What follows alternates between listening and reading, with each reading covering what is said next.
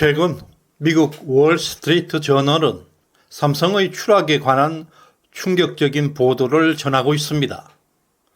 너무 안타깝고 붕괴하는 뉴스를 전할 수밖에 없습니다. 삼성전자는 오랫동안 메모리 칩 분야에서 세계 1위를 자랑해 왔습니다. 그러나 최근 AI 칩 기술 경쟁에서 크게 밀리면서 글로벌 시장에서 중요한 기회를 상실하고 있습니다. AI 기술이 주도하고 있는 반도체 시장에서 삼성은 SK 하이닉스와 대만의 TSMC에 뒤처지고 있습니다. 이번 삼성의 위기는 단순한 기술적 문제로만 설명될 수 없습니다. 문재인 정권에서 주도하고 한동훈, 김경률 등 반자본주의자들에 의한 삼성 해체 작전이 그 배후에 있습니다. 그로 인해 설비 투자의 적기를 놓친 그 결과는 비극이었습니다. 지금 삼성 반도체, 파운드리 위탁 생산 분야에서 심각한 문제를 겪고 있습니다. 2019년 삼성은 로직 칩 파운드리 분야에서 TSMC를 따라잡겠다는 목표를 세웠습니다.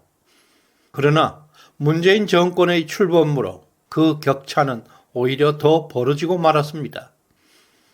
TSMC는 2024년 글로벌 파운드리 시장 점유율이 무려 64%에 이를 것으로 예상됩니다. 반면에 삼성은 겨우 10%에 머물 것으로 전망되고 있습니다.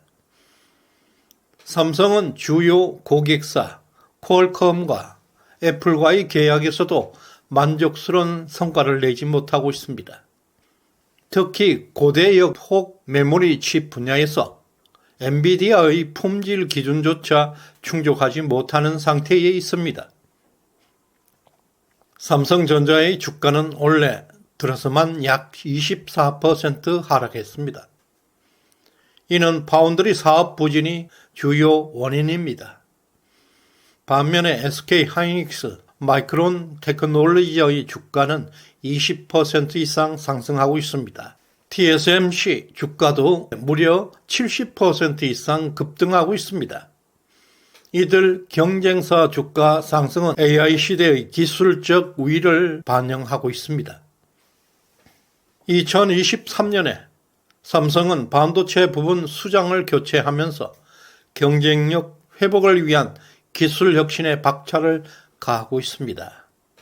그러나 실제 그 성과가 나오기까지는 시간이 조금 더 걸릴 전망입니다. 그러나 이 모든 문제의 근본 원인은 단순히 기술적 문제에 있지 않습니다. 문재인 정권과 한동훈이가 주도한 반국가적 삼성 해체 작전이 그 본질입니다. 이들은 2017년부터 그들이 집권하자마자 국가 권력을 총동원해서 삼성을 의도적으로 공격했습니다. 한동훈은 이 시기를 자신의 화양연화의 시기라고 말한 바 있습니다.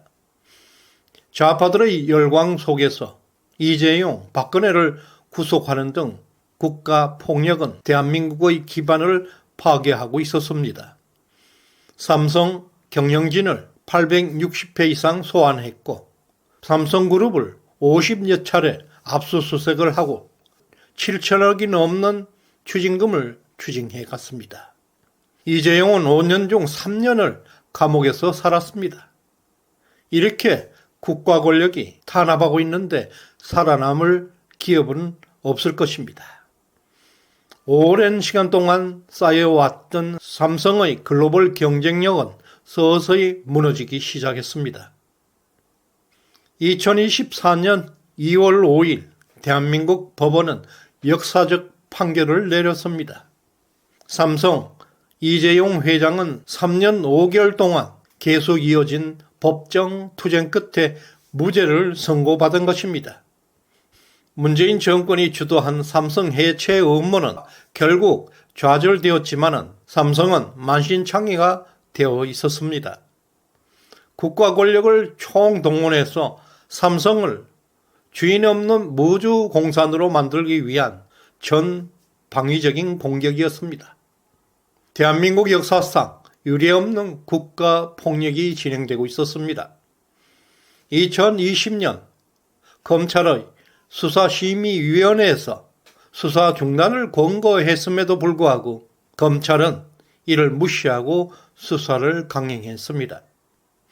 그리고 이재용을 포함한 13명의 삼성 임원을 기소했고 삼성그룹을 뿌리째 뽑아내려는 시도가 계속되고 있었습니다. 그 배경에는 2016년 12월 김경률은 삼성바이오로직스의 분식 회계를 처음으로 폭로하게 됩니다. 이 당시 박근혜 대통령 탄핵 음모가 진행된 그 시점과 일치하고 있습니다. 그는 삼성바이오로직스 자산이 4조 5천억 부풀려졌다고 주장합니다. 당시 참여연대 경제금융센터 소장이었던 김경률의 이러한 가짜 폭로는 사회 정의로 포장되어 있었습니다. 탄핵 정국에 혼란한 대한민국 사회를 격렬하게 흔들고 있었습니다. 문재인 정권은 이런 가짜 폭로를 이어받았어 삼성을 전면적으로 공격하기 시작했습니다. 금융감독원과 검찰 등 국가 권력기관들이 총동원되어 삼성을 해체하려는 시도가 진행되고 있었습니다. 특히 한동훈은 그 당시 서울중앙지검에서 이 수사를 주도했습니다. 삼성을 범죄 집단으로 몰고 있었습니다. 삼성 이재용 회장과 임원들은 860회 이상 소환 조사를 받아야 했고 50차례 이상의 압수수색이 이루어졌고 그리고 2년 6개월 이상 감옥 생활을 했습니다.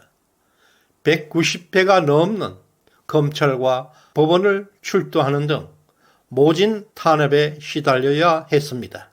이렇게 잔인한 탄압은 계속되었습니다. 이로 인해 삼성은 글로벌 경쟁력을 점차 상실하기 시작했습니다. 그 당시 경제계 그리고 일각에서는 삼성 죽이기를 중단하라며 강력한 비난이 쏟아졌습니다. 그러나 문재인과 그의 사냥개 한동훈은 절대 물러서지 않았습니다. 삼성을 범죄 조직으로 몰아가면서 해체 작전은 계속되었습니다. 2024년 2월 법원은 삼성에 대한 무죄 판결을 내렸습니다. 이는 김경률과 한동훈이가 주도했던 삼성 해체 작전이 매우 부적절한 표적 수사였다는 사실이 명백하게 드러나는 순간이었습니다. 법원은 삼성물산과 제일모직의 합병이 불법이 아니었다는 점을 명확하게 밝히고 있습니다. 삼성의 이재용 회장의 무죄 판결로 인해서 삼성 해체 음모는 그 실체가 사실로 드러난 것입니다. 그러나 세상은 아무도 이를 다루지 않고 있습니다. 이들의 극악무도했던 삼성 해체 음모는 지금도 묻혀가고 있을 뿐입니다.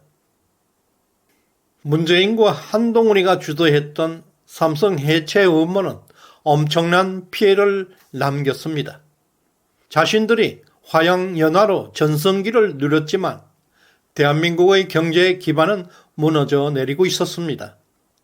2020년까지만 해도 세계 1위를 자랑했던 삼성 반도체 사업은 급격하게 추락하기 시작했습니다. 2024년 10월에 삼성은 경쟁사들에 비해 경쟁력을 크게 상실하고 있습니다. 특급 비밀을 다루던 삼성 반도체 공장에 문재인 정권은 외부 인사를 투입하는 사건이 발생하기도 했습니다.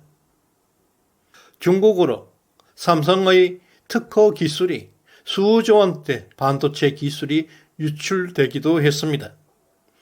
그 결과 삼성은 세계 1위 자리를 빼앗겼습니다. 반도체 분야에서 1위를 달려왔던 수십 년간의 업적은 무너져 내리고 있었습니다. 삼성의 위기는 국가적 비극입니다. 그러나 삼성은 여기서 끝나지 않을 것입니다. 삼성의 기술력, 혁신적 역량은 여전히 세계 최강입니다. 빠른 시일 내에 다시 글로벌 무대를 압도하게 될 것입니다. 문재인을 5년 만에 추방한 것만으로도 윤석열은 대한민국을 살린 것입니다. 그러나 한동훈을 중용한 것은 최대 실수입니다.